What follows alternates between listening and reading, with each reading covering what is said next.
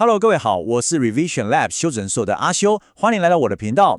今天要来回顾 J.K. 罗琳，他的《哈利波特》阿修可是全看完了哦。现在让我们来分析他以前哈佛大学毕业演讲，谢谢大家。我们现在正式开始哦。OK， 今天我们这场分析会分成5个部分，带大家一步一步拆解罗琳这场演讲的精髓。首先，我们会先回到一切的原点，看看在哈利波特诞生之前，他到底经历了什么样的震撼教育，这可以说是他整个世界观的基石。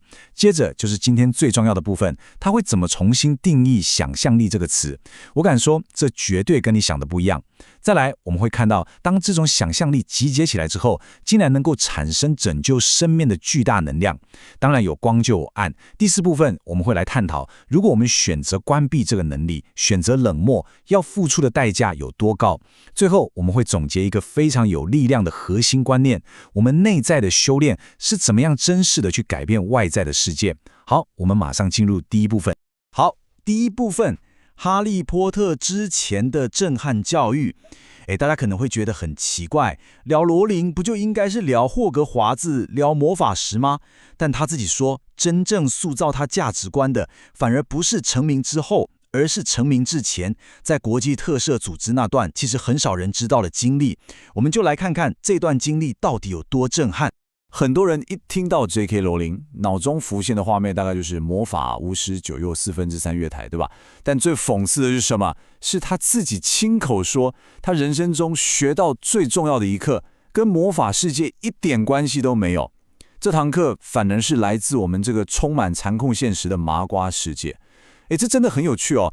一个创造了史上最成功的奇幻宇宙的作家，他思想的核心竟然是在一个极度真实，甚至可以说是黑暗的环境里面被锻造出来的。这就告诉我们，最深刻的创作养分，往往是来自最真实的生活。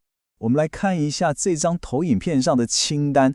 这真的不是在开玩笑。在他20出头岁的时候，罗琳在国际特赦组织的非洲研究部门工作。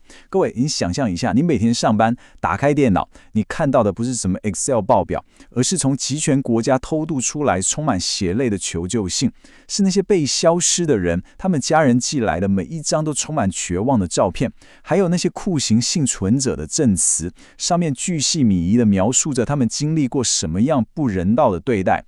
他还要每天阅读各种处决、绑架的第一手目击报告。更震撼的是什么？是他身边的同事，很多本身就是前政治犯，是从自己的国家九死一生逃出来的。这等于是说，他每天上班都在收集人类为了夺取或维持权力，可以对同类做出多残忍事情的数据。这不是小说，这是他的每日工作。罗琳自己就说了这句话：每一天我都看到更多证据，证明人类为了获取或维持权力，会对他们的同胞施加何等的邪恶。各位，你注意看这句话的重点在哪？在于每一天。这不是偶尔在新闻上看到的社会案件，而是他工作日常的一部分。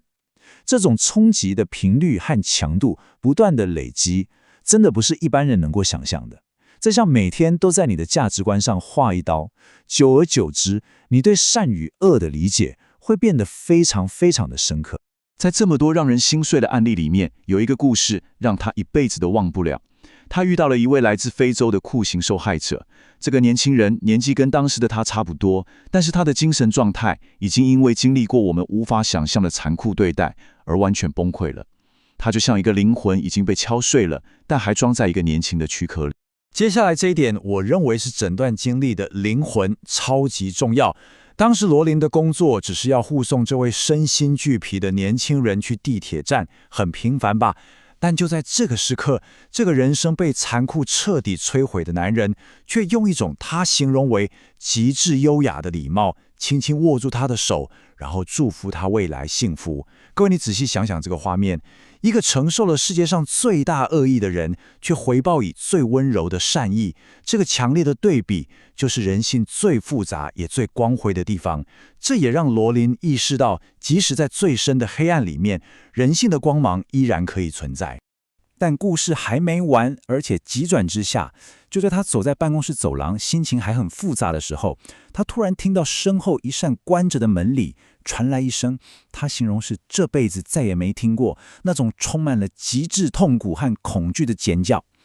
门唰地打开，里面的研究员脸色苍白地探出头，叫他赶快去为那个年轻人泡杯热饮。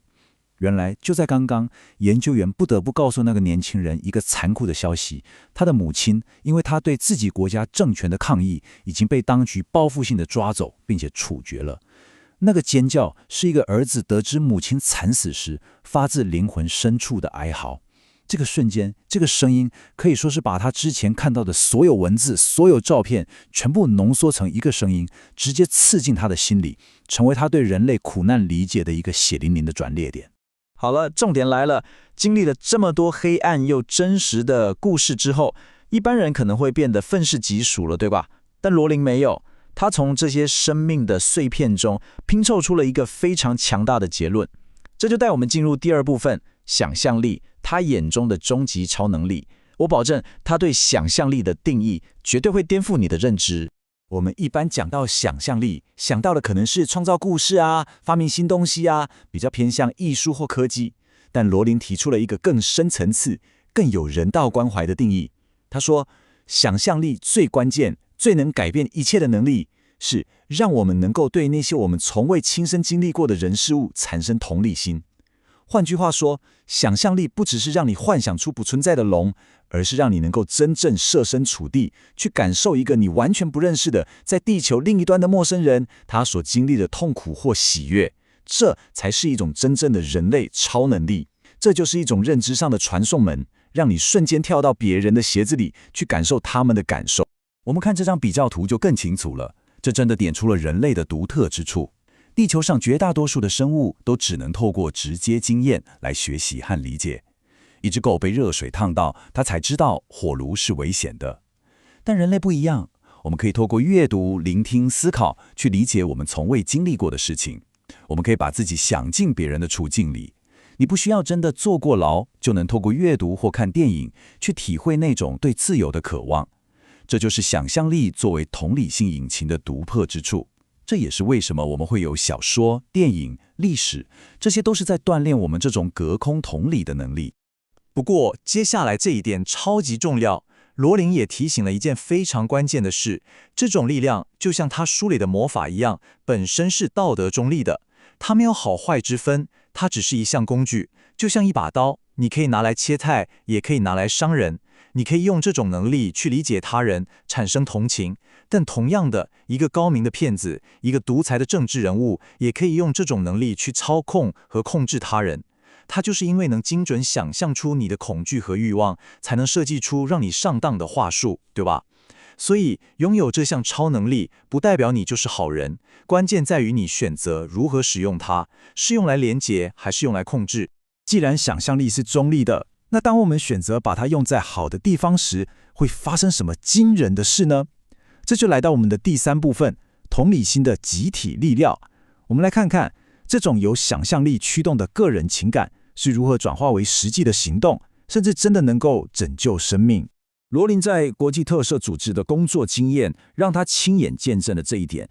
这个组织动员了成千上万的普通人，各位注意，是普通人，他们不是什么超级英雄，可能就是你我这样的上班族、学生、家庭主妇。这些人从来没有被酷刑折磨过，也没有因为信仰被关进监狱，但他们却愿意为那些素未谋面，也永远不会见到的囚犯采取行动。为什么？就是因为他们运用了想象力。这就是同理心的规模化效应。一个人的力量很小，但当成千上万的人都透过想象力去理解同一个囚犯的处境时，这股力量就足以撼动一个国家，形成巨大的舆论压力。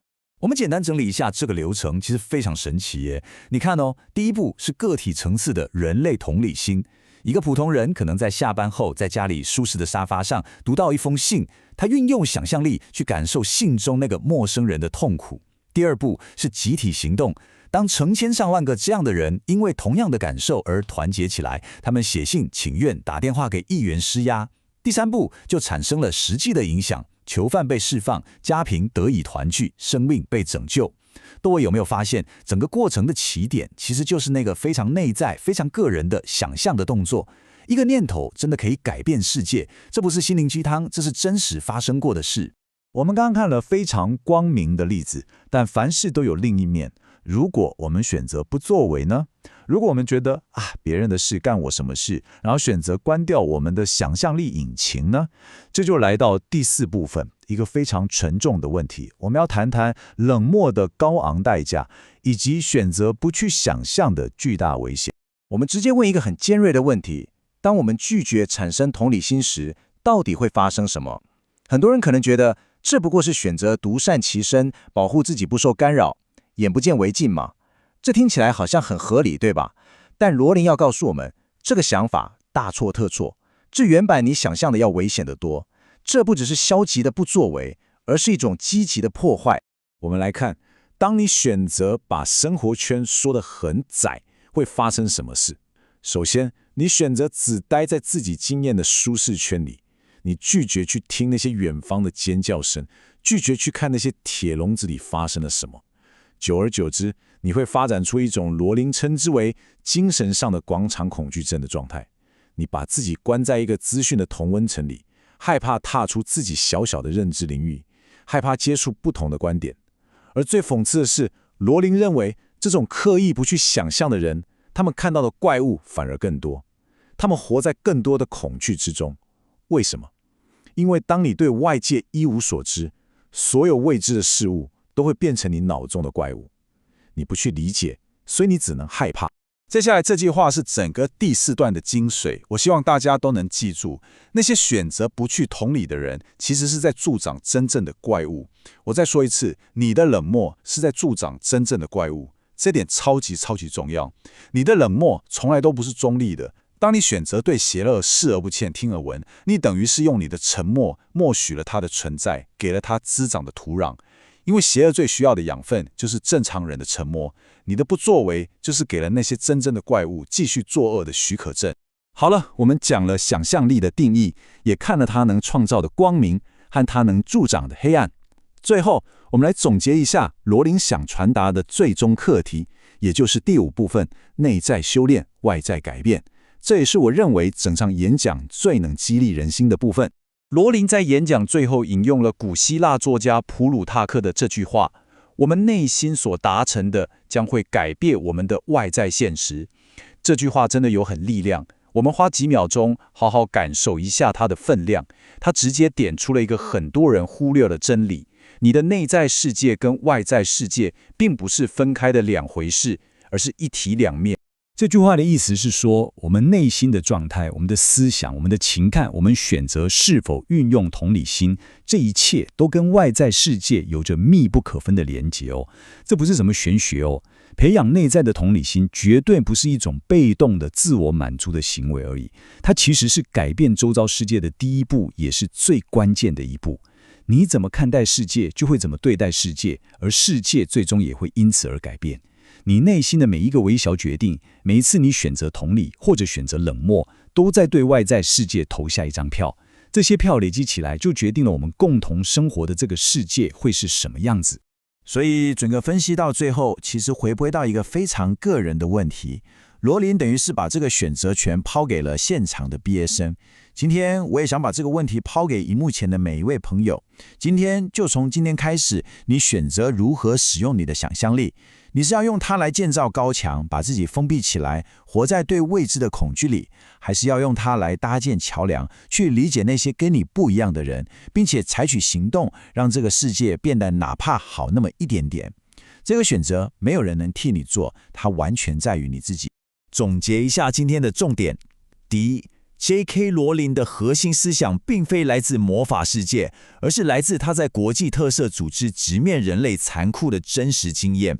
第二，他重新定义了想象力，认为它最强大的功能是作为同理心的引擎，这是人类独有的超能力。第三，这种同理心在集结起来后，可以转化为改变世界的巨大力量。但反过来说，选择冷漠、拒绝想象，其实是在默许邪恶，助长真正的怪物。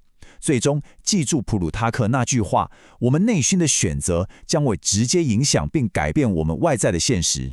今天的内容就到这边。如果你觉得这集有帮助，记得马上点赞、加订阅、加开启小铃铛。我们正在冲订阅，需要你的支持。我是阿修，我们下次见，拜拜。